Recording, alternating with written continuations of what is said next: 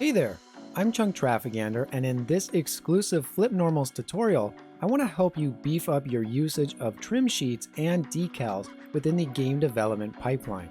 In pretty much every game's development, optimization is of the utmost importance to the project. While using trim sheets and decals themselves are a great tool to an artist's toolkit, there are many ways that we can further enhance the performance boosts that they provide while still contributing quality details to our worlds and props.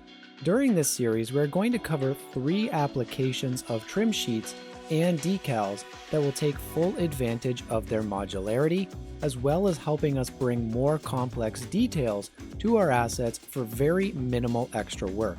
To start off our series, we will look at how we can use decals to dress up our props that might require unique looks without being able to create entirely unique texture sets. The next topic will introduce how we can use simple geometry decals to provide our assets a total overhaul in their edges and cavities so that we can finally say goodbye to sharp edges. Finally, we will look at how we can combine trim sheets and decals together in an environment to harness the true power of modularity across both meshes and textures.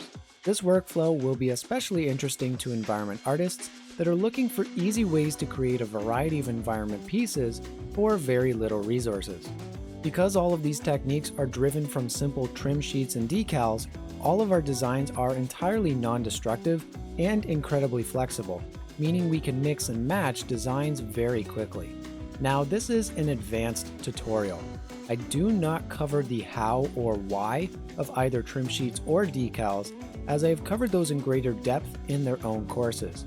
To really succeed in this course, it is recommended that you be familiar with what trim sheets and decals are and are comfortable building them yourself, as we will mostly be looking at the application side of these resources. During this series, we're going to be using Blender, Substance Designer, and Unreal Engine as our main tools. This course is intended to be as software agnostic as possible. However, where you may run into issues is within the game engine you choose.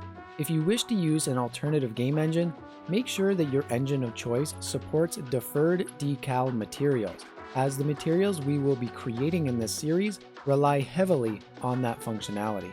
I'm looking forward to our time together in this series and helping you further understand the resourcefulness of trim sheets and decals in a game's development. Make sure to check this course out, and I will see you in the first episode.